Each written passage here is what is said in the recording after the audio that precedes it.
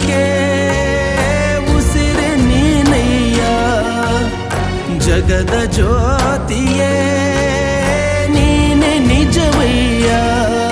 ಮಂತ್ರಾಲಯ ವಾಸ ಮಂತ್ರಾಕ್ಷತೆಯ ಅರಸ